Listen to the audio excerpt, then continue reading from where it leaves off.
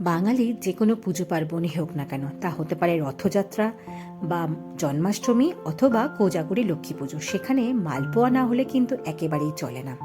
আর তা যদি হয় এমন দোকানের মতন সুন্দর খাস্তা মুচমুচে নরম তুলতুলে মালপোয়া, তাহলে তো আর কোনো কথাই নেই।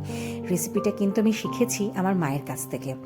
একটা মিক্সিং জারে নিয়ে নিয়েছিলাম 1.5 কাপ সুজি আর 2 কাপ চিনি, আর পরিমাণ মতো জল দিয়ে ঘন্টাখানেক কিন্তু আমি ভিজিয়ে রেখেছিলাম, যাতে চিনিটা একদম পুরো মিক্সড হয়ে যায় আর সুজিটা একটু ফুলে ওঠে। এরপর একটা তড়কা প্যানের মধ্যে 1 চামচ মৌরি দিয়ে একটু শুকনো খোলায় ভেজে নিয়েছিলাম। সুন্দর গন্ধ ছাড়লে হামানদিস্তায় কিন্তু একটুখানি ক্রাশ করে নিলাম।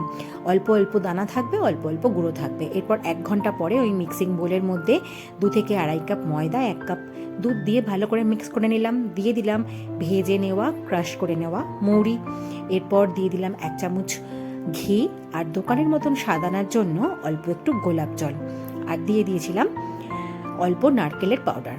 আমাদের এখানে অত ফ্রেশ নারকেল সবসময় পাওয়া যায় না, তাই নারকেলের পাউডারটাই কিন্তু অ্যাভেলেবেল থাকে, তাই আমি সেটাই দিয়ে দিয়েছিলাম। এরপর ভালো করে মিক্স করে নিলাম। গ্যাসে বসিয়ে দিলাম কড়াই, দিয়ে দিলাম ডুবো তেল।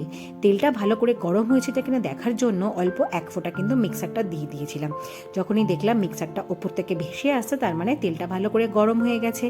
এরপর বড় বড় হাতার মধ্যে করে কিন্তু 1 চামচ করে দিলাম, আর সুন্দর দেখো লুচির মতন কিন্তু ফুলে ফুলে উঠলো। প্রথম দিকটা একটা দুটো একটু অন্যরকম শেপ হলে বা একটু বেশি কালো হয়ে গেলেও কিন্তু পরের দিকটা কিন্তু মালপোয়াগুলো সমস্ত অ্যাডজাস্ট হয়ে গিয়েছিল।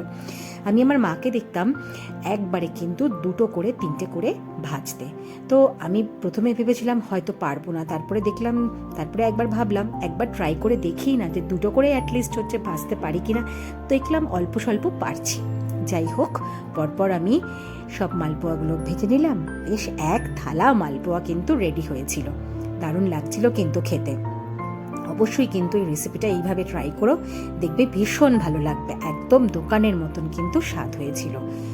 অবশ্যই ট্রাই করো, আর আমাকে কমেন্টে জানিও কেমন লাগলো তোমাদের এই মালপোয়া।